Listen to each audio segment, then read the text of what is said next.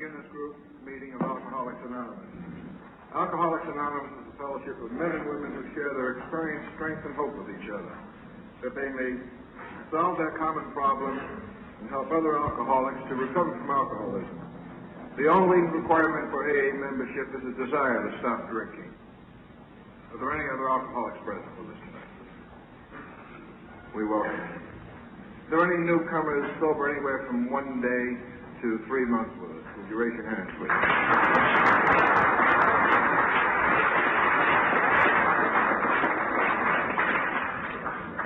Thank you. You're particularly welcome. This meeting is devoted to a discussion of the principles of the AA program and how they work. Your leader will talk for as long as he chooses to talk, and then open it up for questions. He has some written questions, and then we'll open it up to the general meeting. And your leader tonight is Alan M.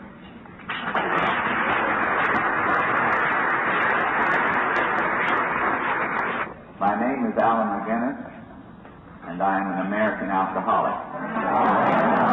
I thought I would say that because it's the 4th of July. But I'm not going to ask you to sing God Bless America. Would those of you who care to please join me in beginning the meeting by reciting our AA prayer.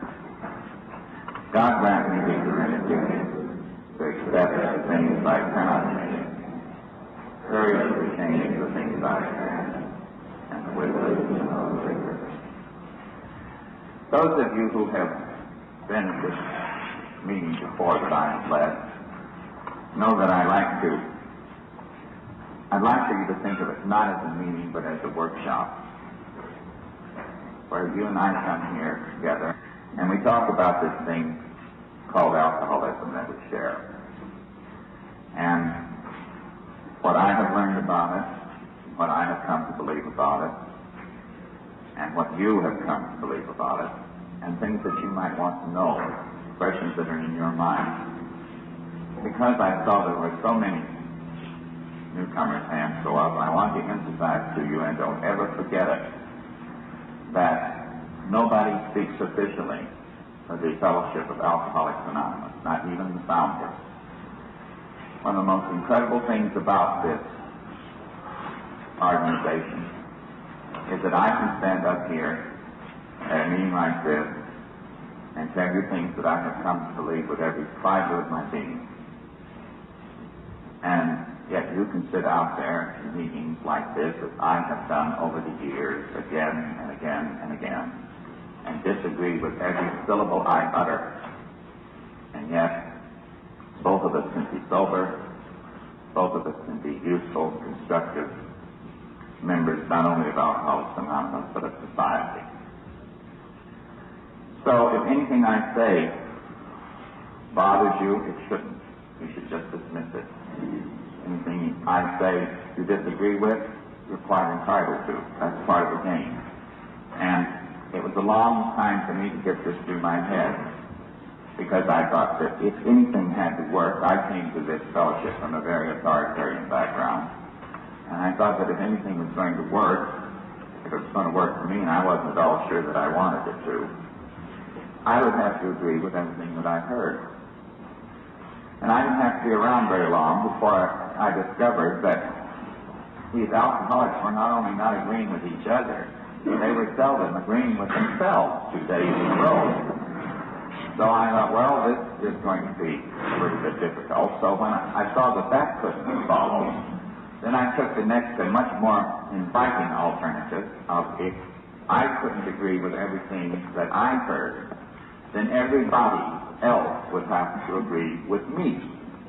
Now, as I said, this is an inviting alternative, and I pursued this for many years, until it finally dawned on me that it for some strange reason, it doesn't work that way in Alcoholics Anonymous, and I think without any plan or any great genius design, what happened was that people who were forever and eternally living their lives on the basis of what does somebody else think come into a fellowship where everybody tells them what they think. But it's always different. So somewhere along the line you are forced to think to yourself. And that's the beginning of growing up. next to the final chapter in the book, Alcoholics Anonymous, that I'd like to read to you, because I wanted to set the tone for what we're going to be doing here for the next month. Our book is meant to be suggestive only. We realize we know only a little. God will constantly disclose more to you and to us. Ask Him in your morning meditation what you can do each day for the man who is still sick. The answers will come if your own house is in order. But obviously you cannot transmit something you haven't got. See to it that your relationship with Him is right, and great events will come to pass for you and countless others. This is the great fact for us. And what I would like to do for myself and for you and with you is in the coming month see how you start to build a house that is in order and that you can ask others to come in and have a little shelter from the wind and the cold. And I'm going to try to do it by reviewing in mind for you the questions that came to me after I came to this fellowship and that I had to answer. And I'd like to build these 4 talks around 4 questions. And the first question we'll take tonight is, as far as I'm concerned, is the very heart and the crux of what we're doing here, why we're here tonight, and why we're not someplace else. I think it is the most, at once, and in the same breath and in the same instant, the most promising question an alcoholic can ever ask himself, and I think it is also the most dangerous question he can ever ask himself. Because depending upon the answer to it, it largely shapes the future of his life. And the question is, what is the point of sobriety? Somewhere, sometime, if you haven't asked yourself that in those words, you will. Chances are you have done it long before you ever get there. And the reason you've done it, of course, you probably haven't used the word sobriety. It seemed to me that word never existed in my vocabulary until I had a 12-step call made on me on February the 6th, 1952, when it seemed to me I first heard that word. And I went into a state of shock. I was already in a pretty bad state of shock because I just didn't like that word. The minute I heard it, drunk as I was, it brought a vision to my mind that has only dimly faded over the years. And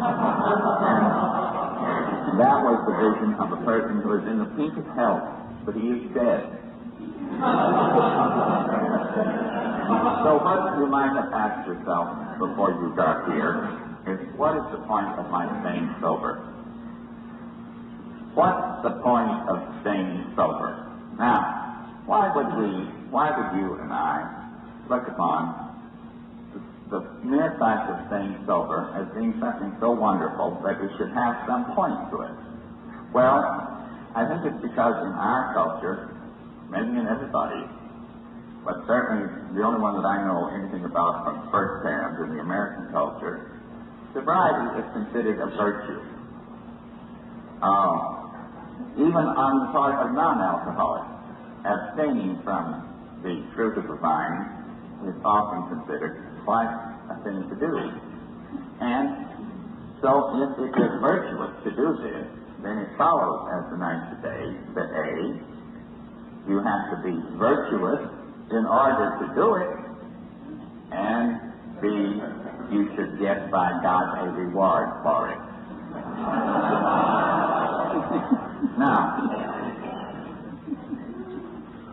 by the time the alcoholic reaches AA, this question has been burning in his mind so hard, this virtue has been held up to him as one of being of such shining dominance over all others, that he wants something pretty big to happen if he goes along with this. Now, it would be wonderful if we all discussed this from the very beginning, but apparently somehow or other we don't get around to it. That's why I'm trying to discuss it with you tonight, because I think it's where it begins, it's where it stays, and finally it's where it ends.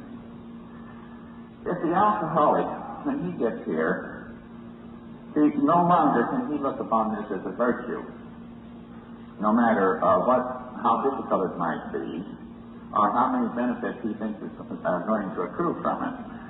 Because after he gets here, he finds out that what he has, this virtue that he thinks is something that is done by choice, the lack of it on his part is a disease. When he isn't sober, he's sick. And he gets sicker and sicker and sicker the more he stays unsober. He's been testing it for quite a while, and he doesn't really believe the results most of the time. But I had no longer any quarrel with the results by the time I got here, so maybe I was in the minority. I don't know. I never stopped to figure out whether more people get here hating the fact that they're an alcoholic, or more people getting here kind of glad that they're an alcoholic. We hear that phrase later, I am a grateful alcoholic, and the hair stands up on some people's head when they hear that. I wouldn't go through any fingernail biting about whether or not I was an alcoholic at all. It just never even occurred to me to do this.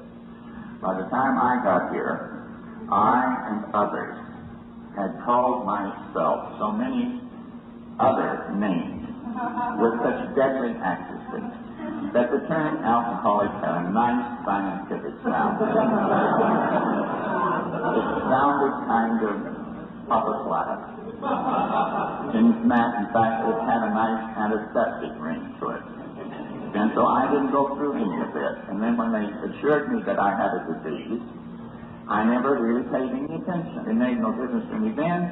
It makes no difference to me now that it's a disease. Because the way I felt, whatever it is, Buster, whatever label you want to put on it, whether you want to put some terrible stigma to it or some nice euphemism, whatever it is, I've got it. And I'm here not because I want to be, because others think I should be. Now I was asking myself, what is the point of sobriety? Because I had started asking not in those words.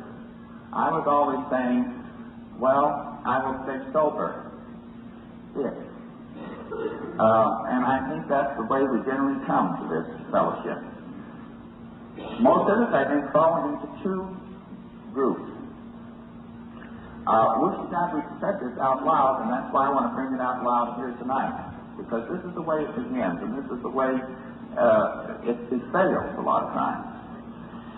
The largest group, I think, says, I will stay sober if I get back. Now, they have been around for a while, and they have truths and acquired things. And they say this way down deep inside here in the unconscious where it really counts. They need to say this out loud, because if they said it out loud, it would sound too cracked.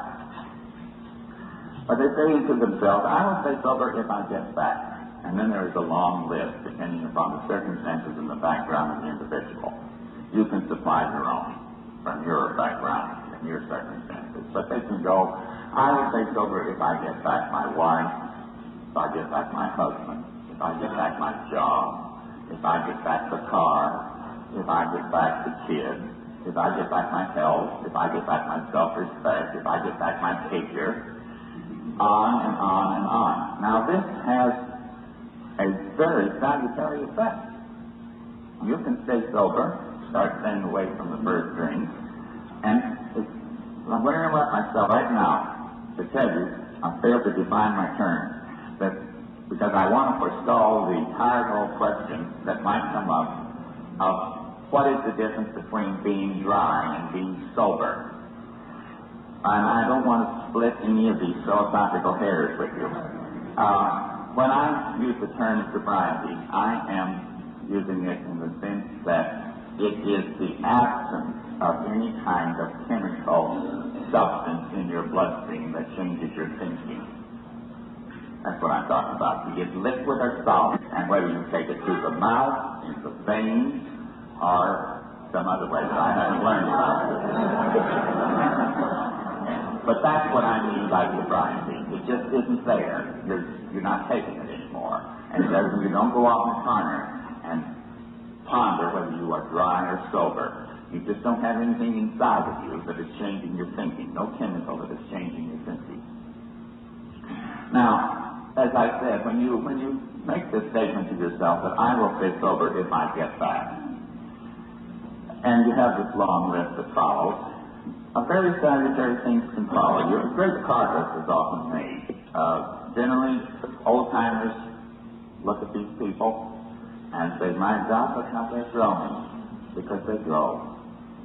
Light comes into their eyes. They start making 12-step calls. Sobriety blossoms all over the place. And then one day, without any warning, there comes a day, an hour, that they suddenly find themselves kind of ticking it off, you know. I've stayed sober to get back.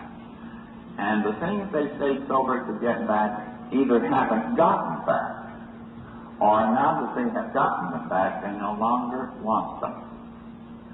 So what course do you take in that one? You say to yourself, what the hell's the point of sobriety? That's what you say. And there's no point to sobriety. If sobriety is going to be a means to an end, and the end hasn't been gotten, then there is no point to sobriety, so you dispense with it. Now that's one group. The smaller group, maybe it's growing, because they're coming in younger and younger and younger. A lot of them haven't been around long enough to acquire very much, to lose anything. Some of them haven't been around long enough to lose their baby back. But they're getting in here. And they say to themselves, I will stay sober if I get. And then their list follows. If I get a husband, if I get a wife, if I get a job, if I get a Cadillac, if I get the contract. And they grow. They stay sober. Great things go on. Months pass, years can pass. And then one day it's inventory time with them.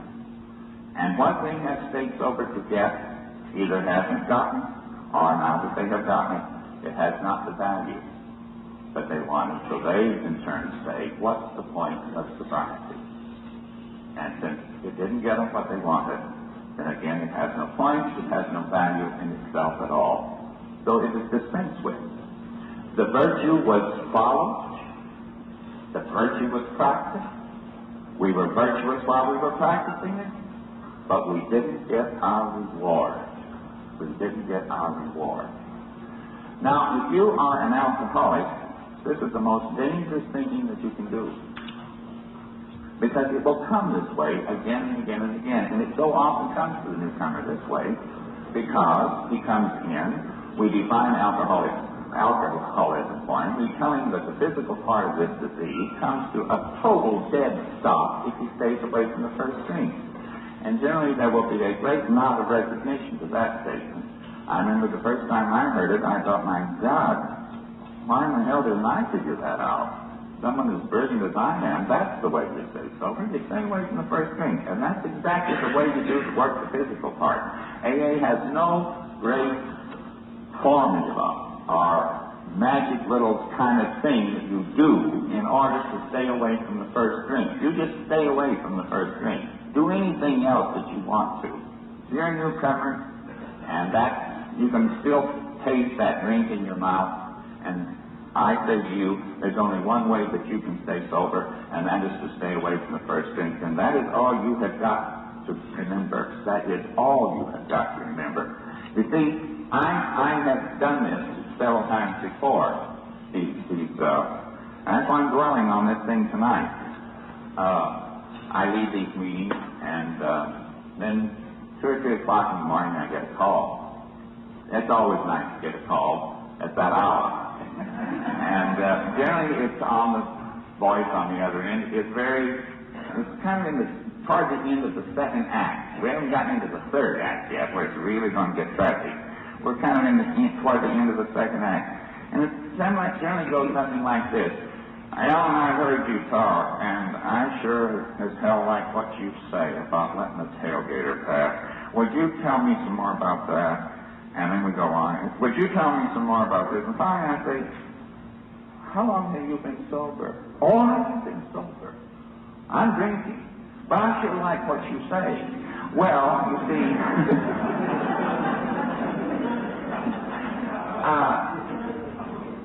anything I say is just wind, unless you're going to stay away from the first drink. That's the name of this game.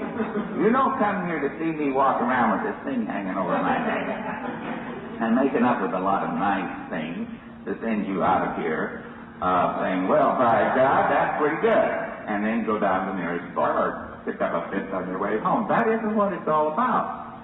We are here for one purpose and one purpose only, and that is we are going not to drink anymore. We are not going to pop pills anymore. We are not going to, what do you do with pot? Smoke pot? I only did it once. They didn't call it pot then, they called it something else. So whatever it is that you do with these different things, you ain't going to do them anymore, because this is the name of the game. And all you've got to keep in your mind is, how does it begin? It begins by staying away from the first drink. Now, you're going to say to me, how do I do that? How do I do that? You've done it before. You've done it before. We all have done it before. There's always been a day or an hour or an afternoon where we've stayed away from the first drink. Somebody or something kept us away from the first drink, and that's all I'm saying to you. Get it first in your mind, and then we'll move on to this next thing about sobriety being an end in itself. Get it first in your mind that you stay away from the first drink. That's it. That's where it begins. That's why you walk through the door tonight. And I don't care anything else you do. You don't have to be virtuous in order to do this. You see, generally we get you confused an awful lot of times. You come in here, we define alcoholism for you, we tell you got a disease, we tell you got to find a higher power, we tell you got to work 12 steps, that's what means, you got to go do this and do this, and pretty soon you think, my God, where get out the incense and the candles and let's go. See? But you don't have to do any of this, ladies and gentlemen. You just have to stay away from the goddamn first drink. That is what you do. Now, do anything else. Kick your wife, your husband, beat the kids, yell at the dog, tell your boss you're resigning. Screw up your life however you want to, but don't take the first drink. Now, if that isn't clear, I don't know what else I can do. Now, if that's how you do it, then that's what makes it an end in itself. All comparisons are odious, all analogies never quite fit. But let me try to put it in another frame. Let us suppose that instead of alcoholism, you have diabetes. The two are not too far apart. And you go to a doctor, and you're examined, and the tests are taken, and then he comes in and he says, well, I'm sorry to tell you, Joe, you have diabetes. And as you know, you can die of diabetes. It can be a very, very serious disease, Joe. But you don't need to worry too much, because there's a substance called insulin. And if you take it regularly, as I'm going to describe it to you, you will be able to live a normal life. And that, by leading a normal life, Joe, I mean you will be able to come and go. You will enjoy normal health. You will be able to earn a living and do all the other things that normal health means. And you go away with your little insulin pills or your syringe, whichever way, you can be given in both forms. And after a while, you come back to the doctor, and you say, Doctor, I have decided not to take the insulin anymore. And the doctor says, why? And you said, well, because I've been taking it regularly now. I take it just exactly the way you prescribe. But my wife doesn't treat me any better than she used to. I still have the same trouble with my boss. He's still a son of a bitch. My kids are driving me crazy. The taxes are too high. I think I'll sign a recall petition on raisins. Over and over and over words, nothing is changed, doctor, nothing is changed, so why the hell should I take the insulin? And then the doctor patiently says, Joe, you take the insulin because that way you live. That way you live. And this, for the alcoholic, whether you like it or not, you stay away from the first drink because that way you live. Now, does that mean that what I'm saying to you now is that if you continue to drink tonight, that you will die tonight? No. It's too bad maybe in a way that it isn't that way. Because my experience with progressive alcoholism is that it is fatal. But long before you die physically, everything that makes life worth living dies. Long, long before you die physically.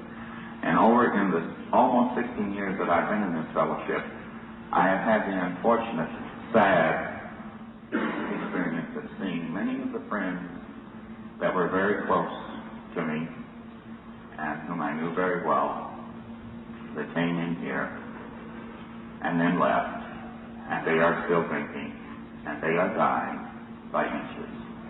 But they have lost everything that makes life worth living. So you don't just walk off and die, but it is still life.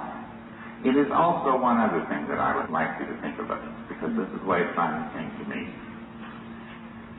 Every human being, somewhere in his life, sometime in his life, somewhere in his life, is going to have, if he is ever going to grow up emotionally, if he is ever going to accept life on its terms, if he is ever going to face and recognize reality, then he is going to have to take a stand somewhere.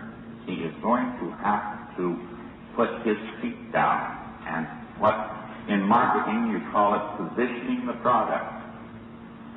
I use that term because I happen to know about it. Engineering probably has another term that would describe it. For an alcoholic, there's a wonderful way if you've been on the run all your life, and you have if you're an alcoholic. Here is one way where you can take a stand. It's so clear-cut. A lot of non-alcoholics just as driven, just as neurotic, just as bugged, just as sure that there's no way out. They don't have a clear-cut, a place that they can put their feet down and take a stand. But you do, just as I did, and as I did one night. I put my feet down, and I said, here I will stand. Here I will stand, not take the first drink no matter what. I will expect nothing for it. I don't give a damn whether things are good or bad, whether I keep my job or lose my job, whether people hate me or love me, whether I finally flip my wig and really go insane, and the boys in the little white jackets finally come and get me and take me away. At least, by God, I don't know where I am going and who is taking me. And I put my feet down. And I said, not to God, there were no tears, there were no prayers. You don't need them. You don't need them to do this. You can do it yourself. You can put your feet down and say, I may die here, I may collapse here, I may go crazy here, I may flip my wig here, but from this spot I will not retreat. You can do it. I did it. Thousands of others have done it. And until you do it, you don't move forward. You don't move forward. You keep moving backwards. Now, if you have now come to the conclusion that sobriety for an alcoholic is an end in itself, if you have to quit thinking about it, apart from virtue, it has nothing to do with virtue if you're an alcoholic. It has nothing to do with a reward. It has nothing to do with fringe benefits and dividends, those phrases that we talk about like confetti in AA. It has nothing to do with it at all. The answer to the question for the alcoholic, what is the point of sobriety? The answer is, for the alcoholic, the point of sobriety is life. It is as simple, it is as fundamental, and it is as all-encompassing as that. That's the answer to that question. What is the point of sobriety?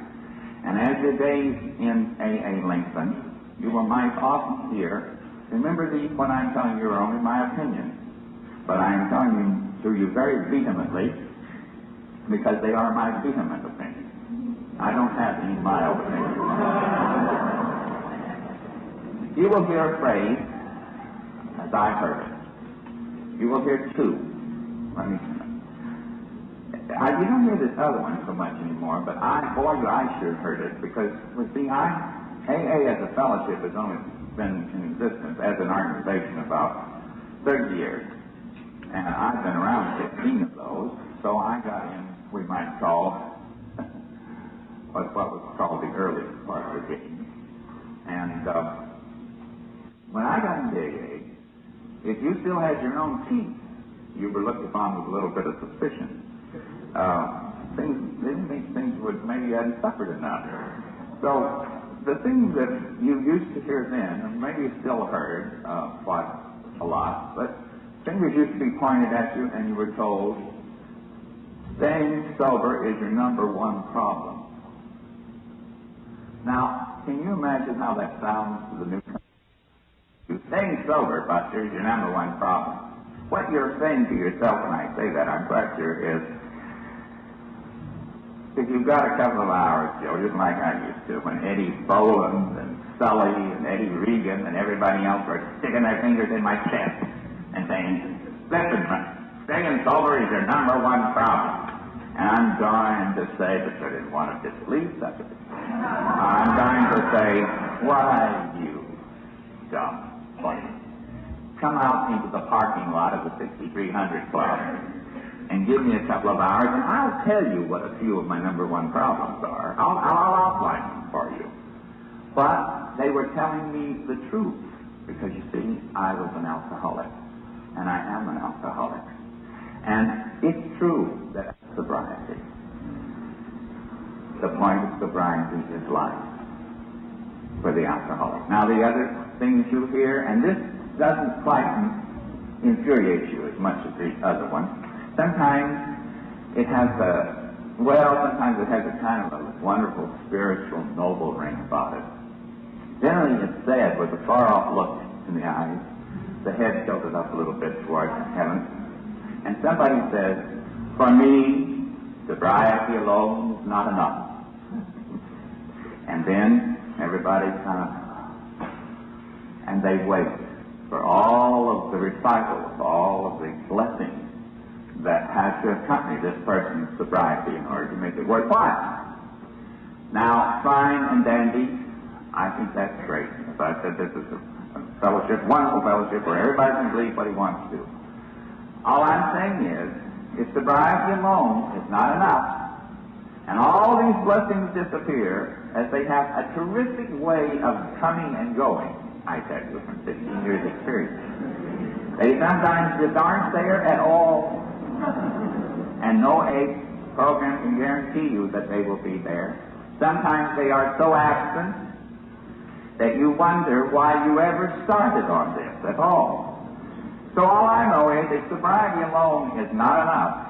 On those days when the sky is dark and you are looking in the mirror and you realize that you are not one whit different than you were several years ago, and these blessings that you thought you had were really wishful thinking.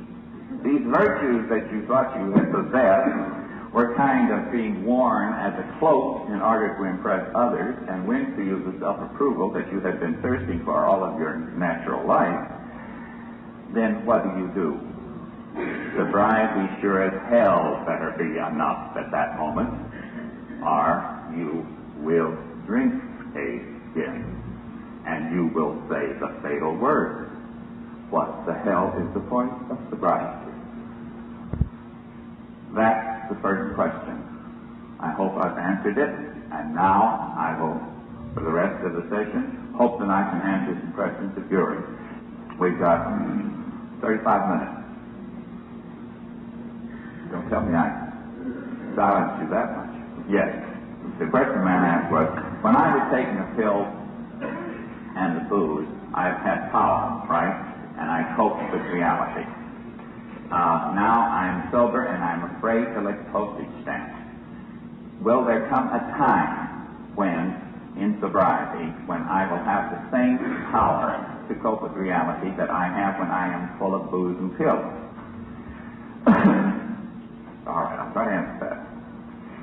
If you really had power in coping with reality that you were coping with, you wouldn't have needed pills or booze. There was a gnawing fear inside of you that made you take pills and booze like it did with all the rest of us. We didn't take them because, we thought that it was just a real rah-rah thing to do.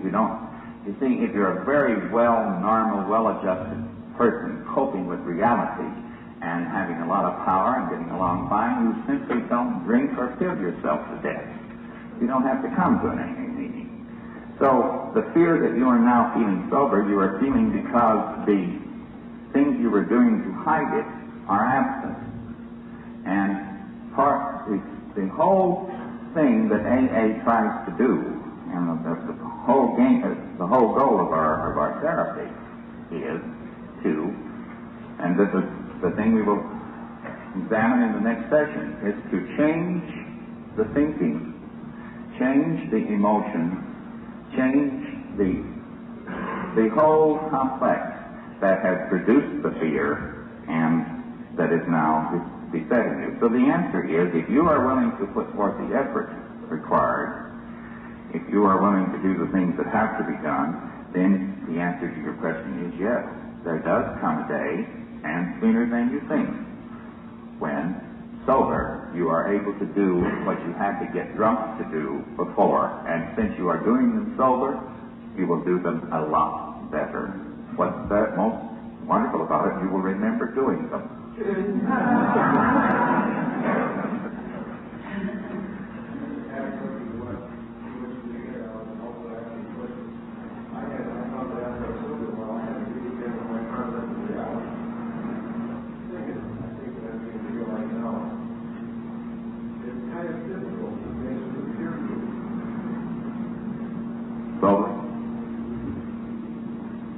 Do you want to define that term, peer group, or do you want me?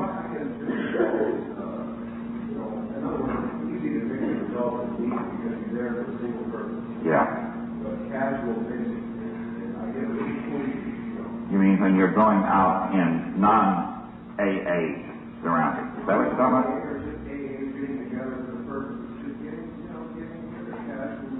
Do you feel ill at ease? Well, as we go along here, and you know this, Al, we've talked about it, you and I together. The reason we all feel ill at ease sober at first is because we used to always feel ill at ease sober. So we got drunk in order that we wouldn't feel ill at ease sober. That's why we drank. We felt ill at ease sober. We didn't know how to cope with what we thought was reality without some kind of aid. We did not know how to stand there as ourselves without a glass in our hand that would make us witty, charming, intelligent, or brave, or sexy, or whatever we wanted to be on that particular night, or day, or afternoon. So that's why we drank. So naturally, when this artificial aid is removed, until we finally come to know ourselves well enough that we can accept ourselves, indeed can learn to have what the psychologists and the psychiatrists and the philosophers regard as the ultimate, and that is plain self-esteem. Self-esteem, self-acceptance, at least the self-esteem. Then we're not uncomfortable no matter what group we're in. And there is I'll tell you how uncomfortable I was sober, and that's strange too, because up until the last 2 years of my drinking, I was not a daily drinker. I was a periodic drinker. I didn't know it was periodic. I never heard that phrase until I came to AA. I just drank when I couldn't stay sober. And then I stayed sober as long as I could. And when I couldn't stay sober any longer, I drank again. See? But after the last 2 years of my drinking, I drank pretty steadily. The periods became common. and the Thomas became Coleman. But I used to stand outside a AA meeting, or sit in the car, and think, oh God, do I have to go in and put on that face and say hello? No. And everybody say hello. No. And I hate it. Now, I don't know why, because I was able to go to work. Because, see, I used to go to work a lot of times sober. But goddamn it, I never went to AA meeting sober. It was really, it's a very strange thing. And as a matter of fact, it took a long time for me to believe that AA was real. That's why I came in and I pretended, I performed. You see, I was the group.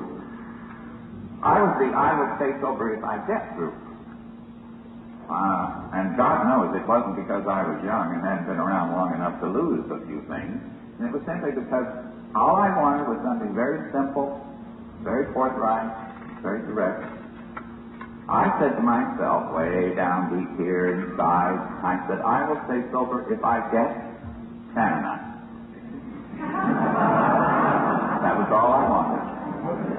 But I wanted it while I was alive and could enjoy it. And I would have preferred it by acclamation. Well, it didn't come. It did not come. And so when it didn't come, then I said the fatal words, what the hell is the point of sobriety? What the hell is the point of doing all this? Dragging myself to those meetings. Making these transcript calls on these dirty, smelly, lousy drunks. Listening to the crap that I have to listen to. Smile at all those jerks. And I don't become a saint. What the hell is the point of this? The hell with it. And I left. I resigned. So it's it's quite natural to feel uncomfortable, whether you're in a peer group or not.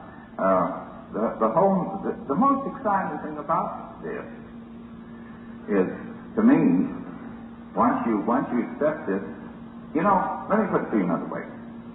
Every art, every science, every philosophy has a basic premise upon which the whole structure, the superstructure, the rest of the structure rests. There's a Latin phrase that describes it. It is called the sine qua non. And the literal translation of that phrase is, without which, nothing else. Now, there is a sine qua non for recovery from alcoholism, in my opinion. And it is the fact that sobriety is an end in itself. Whether it gets you anything, whether you feel comfortable or uncomfortable, sad or glad, afraid or brave, full of despair or full of hope, holy or bad, sinful or virtuous, chaste or unchaste, sobriety for the alcoholic is an end in itself. That is the fundamental requisite for recovery from this disease. Until you have that, you can stay sober for years, ladies and gentlemen, and all you are doing, in effect, in my opinion, is postponing a drug. I have seen it happen again and again. Any other questions?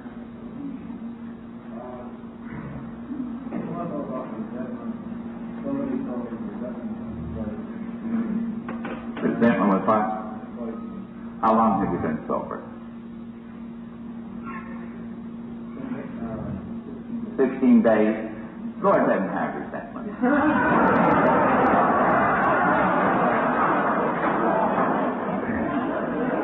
Come back again to what I told you. You see, we give it to you so fast. Just stay away from the first drink. If you want to hate a few people, go ahead and hate them. You see, you do not have to be virtuous in order to stay sober. Now, as you go along, you will find, as all of us said, that having resentment are uncomfortable. Not to the person you resent, but to you. But all you need to do, you see, if you say, if you put it like this, I've got to get rid of these resentments or I'll get drunk, you will get drunk, bud, because you won't get rid of the resentments. So go ahead and have the resentments for a while. Stay away from first drink. Anything else? Well, I'm more or less the reverse. I'm 14 days. And I'm enjoying it. I love the meetings, I look forward to them, I like the people, I like the sitting in the front row because I'm sponsored to a Baptist. I'm getting a little perturbed because how long is this beauty going to See, with the alcoholic, you see, you can't win. There's one who's worried because he hates everybody, and there's one who's worried because he likes everybody. And this is the name of the game. See, this is the name of the game. The answer for you is exactly the answer that I gave him. If you are feeling good, enjoy it. Enjoy it. Don't question it. It'll go away in time.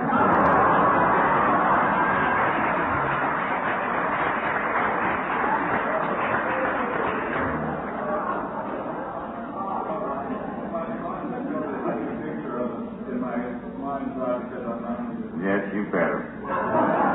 Put it on tape and Technicolor if you can, because you'll need it. You'll need it. You'll need it. Yes? I feel like a beginner all of a sudden tonight. Something new has happened to me in my sobriety in the last couple of days. In fact, just yesterday. I had two lifelong ambitions. One was a material thing, and the other, well, was a certain kind of motorcycle. The other was to play jazz in a jazz joint. I am a musician. I mean, a high-class jazz joint. There are only two of them in town. I did it. Tuesday night, I played, And I've got the motorcycle that I've always wanted all my life.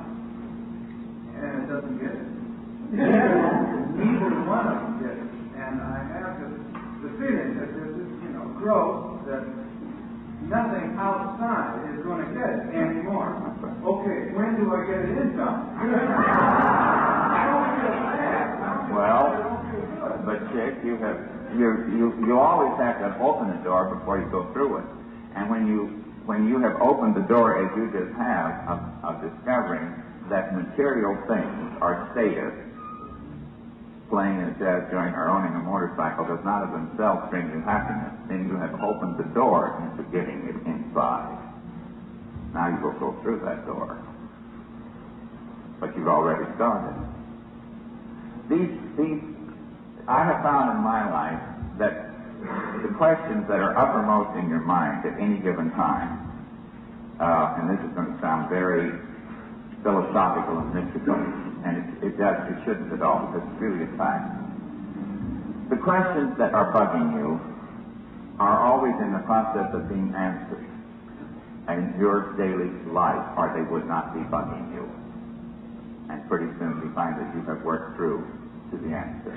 And if you can keep that, it's one of the most encouraging things, the most sustaining things that I have ever, it's dawned on me. I've never read this anywhere, so I don't know whether I could be supported by this at all, anywhere, but I've found it from my own experience, that things that keep coming back in my mind, bugging the daylights out of me, after a while I find out I have been living the answer has been coming out of this turmoil, and that's why the questions have been bugging me. This is what's happening to you.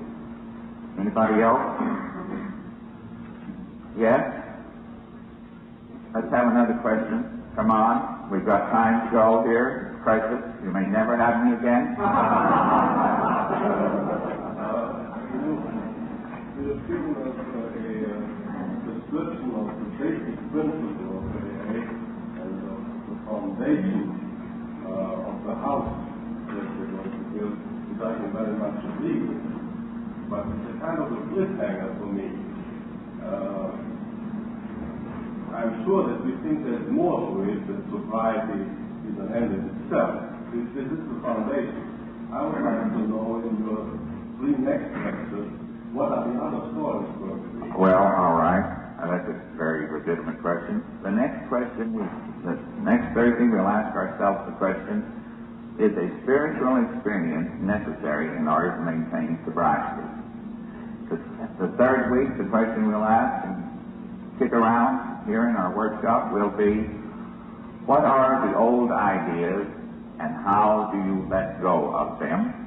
And the fourth week will be, after the old ideas, what? Those are the 4 questions. Okay? Any other questions? You want to adjourn early and get an extra cup of coffee? No? Well, all right, a few more minutes. And be sure, I'd like for you to bring in these written questions next week. And I guarantee you that if they are capable of being read from the podium, I will try to answer them.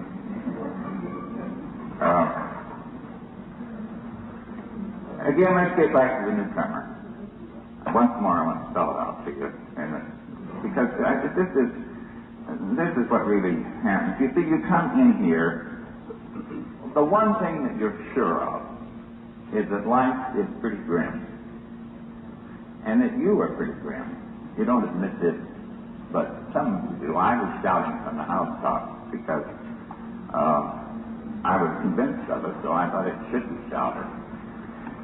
And finally I realized that my drinking toward the end was merely to confirm my opinion of myself and to make it better so that I could really stand in front of the whole world and say, you see, I always told you I was rotten, so here I am, see? Now, you come in here, life's pretty grim, and then we start talking to you, and we say, sometimes in my opinion, we get the cart before the heart. We start telling you that life can be beautiful. You don't believe it. And you think, well, this is an act, like I did when I first came. You see, my first reaction to AA was that it really wasn't real. I didn't know that at the time. I just thought, like Al said, I felt uncomfortable. I felt uncomfortable as hell. But I realized later, when I look back, that one of the big reasons I felt uncomfortable was I didn't believe in any of it. I didn't believe that the people were real. And certainly I didn't believe that what I was hearing was real. I read the book, but I didn't have any quarrel with it. I thought it was completely sound. And I think that the confusion persists because we begin to talk to you so often about things that can only begin to make sense to you after you have had a certain period of sobriety. After you have stayed away from the first thing for a certain length of time. Now, I know this is an insult to your television. You think, well, what in the hell is it? What? I can go to work, I earn a living, I mean, that's all very well and good. Earning a living, driving a car, and all these things that you've done over the years while you've been drinking, making money, paying the bills, or not, but let's say that you have. That has nothing to do with what we're talking about these other things that will come clear to you as sobriety. Because what we're talking to you about, that it takes a little bit of sobriety, is to begin to try to, you just try. You just try.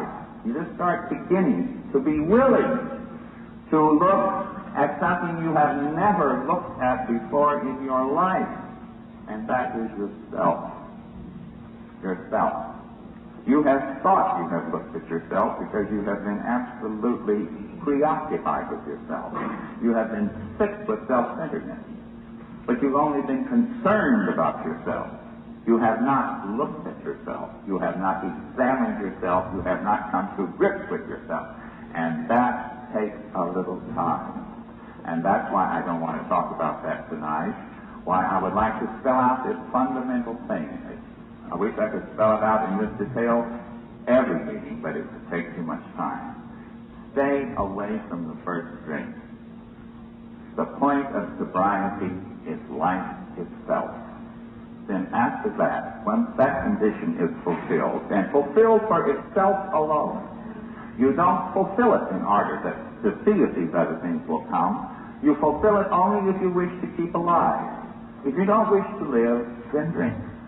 The death will be a long time coming. It will be very messy. But if you wish to live, then stay away from the first drink. I'm going to leave it there. Thank you very much. I hope that I have helped some of you. I hope to see you again next week. God bless you.